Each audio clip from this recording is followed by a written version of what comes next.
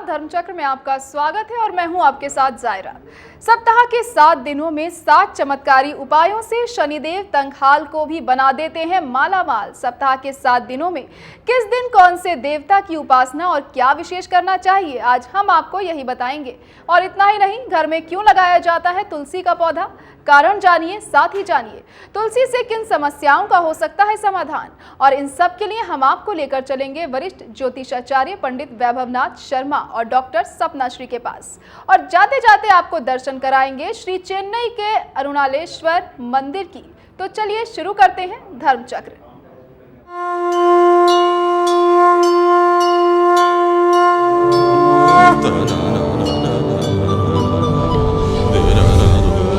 धर्मचक्र। सप्ताह के 7 दिनों में 7 चमत्कारी उपायों से तंगहाल कैसे बन सकते हैं मालामाल। इन 7 दिनों में किस दिन कौन सी देवी देवताओं की उपासना करें ताकि आप बन जाएं मालामाल, और इन 7 दिनों में क्या करें खास उपाय, इन सब के लिए आपको सीधे लिए चलते हैं पंडित वैभवनाथ शर्मा जी के पास। नमस्कार, मैं हूं वैभवनाथ शर्मा। आज मैं आपको जो उपाय बताने जा रहा हूं वो बहुत चमत्कारी है।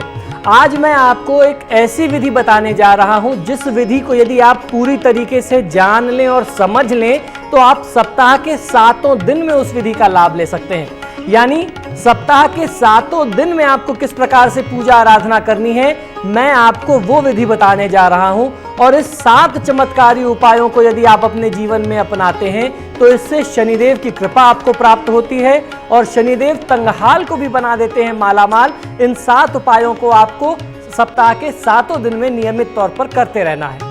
हमारे हिंदू धर्म शास्त्रों में सूर्यपुत्र शनिदेव की उदारता व क्रूर स्वभाव से जुड़े हुए कई सारे प्रसंग हमें प्राप्त होते हैं। इन्हीं बातों में अगर सकारात्मकता हम खोजें तो हम पाते हैं कि संहारक शक्तियों के स्वामी महादेव से मिली न्यायाधीश की जो जिम्मेदारी है उससे शनिदेव बहुत कड़ा रुख तो अपनाते हैं, किंतु इसके माध्यम से वे अनुशासन, संयम, पवित्रता और संकल्प के साथ मकसद को पूरा करने का सबक भी हमें देते हैं। यानी वे एक ऐसे देवता हैं जो अच्छे कामों व मेहनत के बूते खुशहाल बनने की ही प्रेरणा हमें देते हैं। इस पक्ष को अनदेखा कर जब इंसान बुरी सोच के साथ काम व बर्ताव करता है तो शनिदेव सजा, कठोर यातना देकर के गलतियों का एहसास कराने से भी नहीं चूकते। यही वजह है कि शनि कृपा जहां भाग्य संवारने वाली है तो उनका दंड जो है वह मुश्किलें पैदा करने वाला भी माना जाता है। शास्त्रों के अनुसार शनि कृपा से लाभ पाने और 7.5 ढैया या शनि के बुरे प्रभाव और उसके असर से बचने के लिए हर दिन कुछ सरल उपाय भी करने चाहिए और हर दिन के लिए कुछ सरल उपाय भी बताए गए हैं। इनको अपना करके शनि के साथ अन्य देवी देवताओं की कृपा भी सुख शांति देने वाली सिद्ध हो सकती है। आज हम जानेंगे कि शनि की प्रसन्नता के लिए कुछ ऐसे शनि पूजा व अन्य देवी देवताओं की उपासना के खास उपाय जो शनिवार के अलावा सप्ताह के अलग अलग दिनों में करने से दुर्भाग्य को सौभाग्य में बदल देते हैं। तो आइए जानते हैं कि किस दिन कौन से मंत्र से या कौन से विधि विधान से शनिदेव व अन्य देवी देवताओं के उपाय करके आप जीवन को खुशहाल और समृद्ध बना सकते हैं। शनिदेव के स्वामी व गुरु भगवान शिव माने गए हैं। सोमवार को शिव पूजा व मंत्र जाप करना चाहिए। भगवान शिव पर गंगा जल में सुगंधित पुष्प यानी सुगंधित फूल, अक्षत यानी चावल, ये सब डाल करके जो मंत्र मैं आपको बताऊं उस मंत्र से भगवान शिव का यदि आप अभिषेक करते हैं या गंगा जल की या जल की धारा अगर आप भगवान शिव के ऊपर अर्पित करते हैं तो आपको बहुत अच्छा फायदा मिलता है। भगवान शिव को किस मंत्र से आपको जलधारा अर्पित करनी है, वह मंत्र है गंगोत्तरी वेग बला समृद्धतम स्वर्ण पात्रेण हिमांशु शीतलम सुनिर्मलांभो ह्रीमतोपदम जलगृहाण काशीपतिम भक्त वत्सला। इस मंत्र के साथ आपको भगवान शिव को जलधारा अर्पित करनी चाहिए। अब बात कर लेते हैं मंगलवार के दिन आप किस प्रकार से पूजा आराधना करें। मंगलवार व शनिवार को श्री हनुमान जी को सिंदूर और चमेली के तेल का चोला चढ़ाना चाहिए।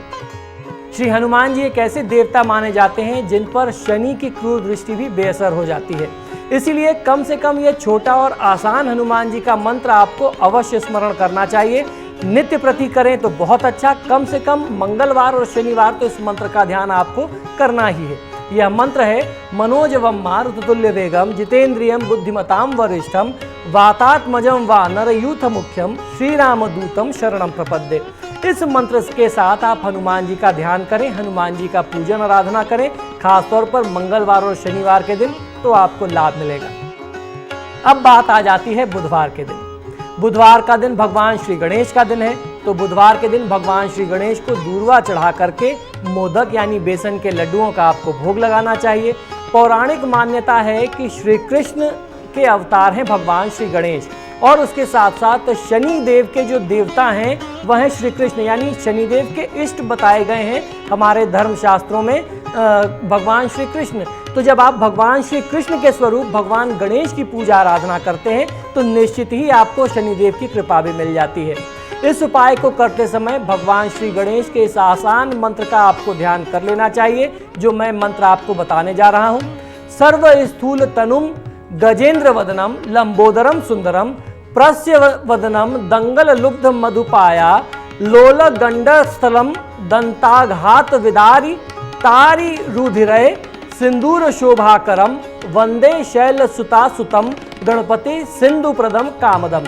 इस मंत्र का आपको ध्यान करना है जब आप भगवान श्री गणेश का ध्यान कर रहे हो, खासतौर पर बुधवार की तिथि में। अब बुधवार से आगे बढ़ते हैं, गुरुवार का दिन आ जाता है। गुरुवार को अपने इष्ट देव या फिर गुरु मंत्रों का ध्यान आपको करना चाहिए, क्योंकि गुरु व बड़ों का आदर शनिदेव को प्रसन्न करता है। इसीलिए ज्योतिष शास्त्र भी ये कहता है कि हमारे परिवार के जो बड़े बुजुर्ग हैं, खासतौर पर जो चाचा ताऊ हैं, वह शनि देवता के प्रतिनिधि हैं। इसलिए जिसकी कुंडली में शनि खराब हो उनको अपने चाचा ताऊ का सम्मान अवश्य करना चाहिए। खासतौर पर देवताओं के गुरु व सांसारिक जीवों पर सौभाग्य नियत करने वाले गुरु बृहस्पति का आपको इस मंत्र के साथ ध्यान और स्मरण करना है। देवानाम च ऋषिणाम च गुरु कांच सन्निभम बुद्धिभूतम त्रिलोकेशम तम नमामि बृहस्पतिम। इस मंत्र के साथ आप भगवान श्री विष्णु का ध्यान करें। उसके बाद शुक्रवार का दिन आ जाता है। शुक्रवार को नव दुर्गा की उपासना को आपको करना चाहिए, जिससे घर में शुद्धता और पवित्रता आती है। और आपको ध्यान ये रखना है कि बहुत ही सात्विकता, शुद्धता, पवित्रता के साथ घर में थोड़ी सी खीर आप बनाएं अपने हाथों से, और वो खीर का भोग आप माता लक्ष्मी को या दुर्गा स्वरूप को आप भोग अर्पित करें। देवी उपासना हर प्रकार के ग्रह दोष को शांत कर देती है। उसके साथ साथ देवी सूक्त का इस जो मंत्र मैं आपको बताने जा रहा हूँ, इस मंत्र का जाप आपको करना चाहिए। इस मंत्र के स्मरण कर लेने मात्र से ही शनि देव की जो भी पीड़ा कुंडली में होती है वह शांत हो जाती है। यह मंत्र है या देवी सर्वभूतेषु शक्ति रूपेण संस्थिताम नमस्तस्यै नमस्तस्यै नमस्तस्यै नमो नमः। इस मंत्र से आपको शुक्रवार के दिन माता की आराधना करनी है। रविवार से आरंभ करके नित्य ही जल में काले तिल डाल करके स्नान करना चाहिए, और उसके बाद देव वृक्ष पीपल की जड़ में दूध व काले तिल आपको अर्पित करना चाहिए। और जब आप ये प्रक्रिया कर रहे हो, जब आप पीपल के वृक्ष की पूजा आराधना कर रहे हो, अर्घ अर्पित कर रहे हो, तो जो मंत्र अब मैं बताऊं, इस मंत्र का आपको ध्यान करना है। यह मंत्र है मूलतो ब्रह्म रूपाय मध्यतो विष्णु रूपिणे अग्रतः शिव रूपाय वृक्ष राजाय ते नमः। आयुं प्रज्ञां धनम धान्यम सौभाग्यम सर्वसंपदाम देहि देव महावृक्षम त्वामहम शरणम गता। इस मंत्र का जाप आपको करना है। इस मंत्र का जाप करते हुए यदि आप पीपल के वृक्ष में दूध का अर्घ देते हैं, उसमें थोड़े से काले तिल डाल करके अर्घ देते हैं, तो आपको बहुत अच्छा फायदा मिलता है। तो आज मैंने आपको जो प्रक्रिया बताई है, ये सप्ताह के 7 दिन की पूजा की प्रक्रिया है। यदि आप इस प्रक्रिया को अपना लेते हैं और इसके अलावा आप अपनी तरफ से जो पूजा अपनी रोज की करते हैं वो करते रहें तो बहुत अच्छा। और अगर आपकी अपनी पूजा का कोई क्रम ना हो तो आप सिर्फ इस पूजा की प्रक्रिया को अपना लीजिए, इसको अपने जीवन का हिस्सा बना लीजिए। जीवन में कभी भी पीछे मुड़ करके नहीं देखना पड़ेगा। सफलता के मार्ग पर आप आगे बढ़ते चले जाएंगे। देवी देवताओं की कृपा सदा आपके साथ रहेगी। इसी शुभकामना के साथ कि आपका आज का दिन और आपका जीवन मंगलमय हो, अब मुझे आज्ञा दीजिए, फिर मुलाकात होगी। नमस्कार। और अभी लेंगे एक छोटा सा ब्रेक के बाद बताएंगे कि घर में क्यों लगाया जाता है तुलसी का पौधा और तुलसी के खास और चमत्कारी उपाय। बने रहिए हमारे साथ।